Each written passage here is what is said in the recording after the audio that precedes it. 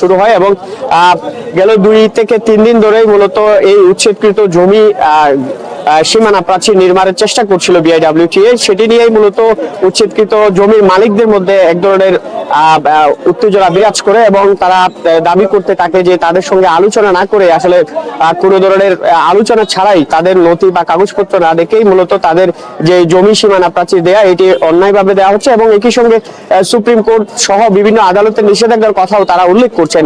সেই দাবিতে তারা মূলত গেল 2 থেকে 3 দিন ধরেই সড়ক অবরোধ করে আসছিলেন এবং তারই ধারাবাহিকতা আজকে 5ম দিনের মতো তারা তাদের অবরোধ কার্যক্রম পরিচালনা করে আসছে বা অবরোধ করে আসছে। এটি আমরা দেখতে পাচ্ছি কক্সবাজার শহরের যে বাকখালী নদী তীরবর্তী যে সড়কটি রয়েছে সেই সড়কে মূলত তারা টায়ার জ্বালিয়ে সড়কে আগুন ধরিয়ে দিয়েছে এবং এই সড়কটি ব্যবহার করে মূলত যান চলাচল ইতিমধ্যে বন্ধ হয়ে গিয়েছে। পাশেই কিন্তু বিক্ষোভকারীরা অবস্থান আমরা দেখতে পাচ্ছি এখানে বিআইডব্লিউটিএ কর্মকর্তাদের সঙ্গেও তারা আলোচনার চেষ্টা করছেন, কিন্তু পুলিশের উপস্থিতি দেখলেও আসলে পুলিশ তেমন একটা এখানে তাদেরকে থামানোর ব্যাপারে কোনো আলোচনা করছে না। কিন্তু বিআইডব্লিউটিএ কর্মকর্তা সহ মূলত সবাই এই অবরোধকে কেন্দ্র করে তাদের যে আন্দোলন সেটি এই মুহূর্তে দুই পক্ষই আলোচনা করছে। বিভিন্ন জায়গায় তাদের মধ্যে যে অবরোধ সেটি হচ্ছে, তাদের দাবি হচ্ছে যে এই জমি অধিগ্রহণ বা সীমানা প্রাচীর নির্মাণের ক্ষেত্রে তাদের সঙ্গে আলোচনা করতে হবে এবং এটি স্বতঃস্ফূর্তভাবে তাদের আলোচনার মাধ্যমেই এই জমি অধিগ্রহণ করতে হবে। পাশাপাশি সরকার যদি এই জমিতে সীমানা প্রাচীর দেয় তাহলে এখানকার যারা কাগজের মালিক, এই জমির মালিক যারা, তাদের সঙ্গে আলোচনা করে দিতে হবে এবং সেই আলোচনা কিছুক্ষণ আগে বিআইডব্লিউটিএ কর্মকর্তাদের সঙ্গে এখানে একটি বৈঠক হয়েছে এবং সেখান থেকে তারা তাদের যে আন্দোলন সেই দাবি বাস্তবায়ন না হওয়া পর্যন্ত আসলে সড়ক অবরোধটি চলমান রাখার কথা আমাদেরকে জানিয়েছে। এখন আমরা দেখতে পাচ্ছি তারা তাদের যে আন্দোলন সেটি সক্রিয় রেখেছে এবং বিক্ষোভ মিছিল থেকে শুরু করে পরিবেশ উপদেষ্টার ছবিতে আগুন দেওয়া থেকে শুরু করে গেল 5ম দিন পর্যন্ত এই আন্দোলন চলমান রয়েছে এবং তারা তাদের সাথে আলোচনা করেই মূলত এই জমি আমরা একটু কথা বলতে চাই এখানকার আন্দোলনকারীদের একজন সঙ্গে। আসলে এখন কি সিদ্ধান্ত হলো? এখন আমাদের কাগজপত্র পর্যালোচনা করে ওনারা স্বেচ্ছায় অভিযান প্রত্যাহার করে চলে গেছেন। আপনাদের দাবিটা কি ছিল? আমাদের যাদের ব্যক্তি মালিকানার জমি যাতে আমাদের থেকে জোরপূর্বক সীমানা পিলার না দেওয়া হয়।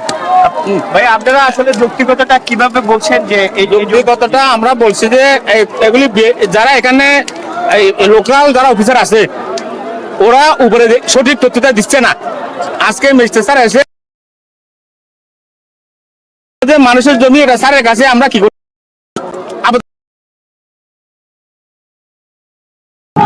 তারপরে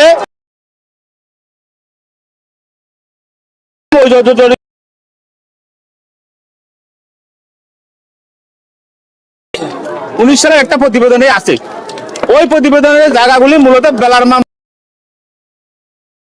62 সেই একটা দাগ। এই যে মামলার অনুসারে তারা যৌথ জরিপটা করেছে,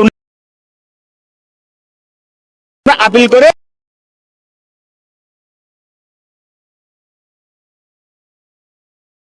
মাফার অধিকার রাখেন না। একটা কথা হলো কি, নদী এখন যে অবস্থায় সেই অবস্থায় আছে। আপনারা দেখেন এখান থেকে 1 কিলোমিটার দক্ষিণে ব্রিজ আছে, ওটা 1000 কোটি টাকা দিয়ে সরকার করছে, তাহলে ওটা বহমান আছে। এখানে যেটা তারা নদীর কথা বলতেছে এটা অনেকটা এরকম যে পৃথিবী সৃষ্টির আগে ছিল, এখন মাটি হয়ে গেছে। এখন শুনেন, আমি যে বলি যে দুনিয়াটা এখন তো না, এটা তো গ্যাস, এটা তো হবে না, এটা তো এখন মাটি হয়ে গেছে। আপনার নদী আপনি যেটা বলতেছেন সেটা আপনারা রাস্তা করে শেষ করে দিচ্ছেন, তাও রাস্তা না, হাইওয়ে রাস্তা। তো ওই নদী যদি আপনারা করতে যান তাহলে আমাদের রাস্তা আপনারা করে ফেলেন। এইটাতে আমাদের দাবি দেওয়ার নাই, ওই জায়গায় আমাদের নাইও, ওই জায়গা তাদের দখলে, তার মানে সরকারের দখলে। সরকারের দখলে ওই নদীর পরে যে জায়গাগুলি আছে এগুলি ব্যক্তি মালিকানাধীন জায়গা, এগুলি খতিয়ানভুক্ত জায়গা, এগুলি মানুষের প্রপার্টি ছিল, তারা বেআইনিভাবে উচ্ছেদ করেছিল ভুল তথ্যের ভিত্তিতে। লোকালি তাদেরকে ভুল তথ্য দেওয়া হয় উপরে, কিন্তু বিজ্ঞ ম্যাজিস্ট্রেট সাহেব এখানে এসে স্বয়ং সেটা দেখে গেছেন। তারা অনেক কিছু কনসিল করছে, তারা রায়দিগিরির কথা কনসিল করছে। এখন তাদের সিদ্ধান্ত কি ছিল? এখন তারা সিদ্ধান্তটা ওইটা অভিযান প্রত্যাহার করে নিয়েছে। পরবর্তীতে তারা নাকি ওই যে চেয়ারম্যানের সাথে আলাপ করে একটা সিদ্ধান্ত নেবে। Thank you.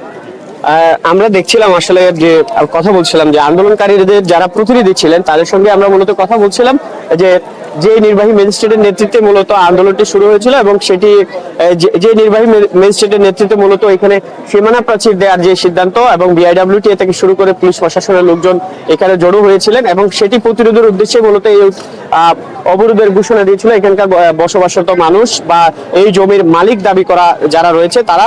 তাদের প্রতিনিধির সঙ্গে একটু আগে কথা বলছিলাম, তিনি বলছিলেন যে তারা ওই নির্বাহী ম্যাজিস্ট্রেটকে বোঝাইতে সক্ষম হয়েছে যে এখানে আসলে ব্যক্তি মালিকানাধীন জমি রয়েছে, সেই হিসাবে সেগুলো অধিগ্রহণ না করা পর্যন্ত আসলে সীমানা প্রাচীর দেওয়া যাবে না। সেটি মেনে নিয়েই মূলত নির্বাহী ম্যাজিস্ট্রেটের নেতৃত্বে বিআইডব্লিউটিএ এবং পুলিশ প্রশাসন বা তার প্রশাসনের লোকজন এখান থেকে সরে গিয়েছে এবং তারাও আসলে পর্যায়ক্রমে অবরোধ সরিয়ে নেওয়ার ব্যাপারে সিদ্ধান্ত নিয়েছে বলে আমরা তাদের কাছ থেকে নিশ্চিত হতে পেরেছি। এই ছিল আসলে বাকখালী নদীর তীরবর্তী উচ্ছেদ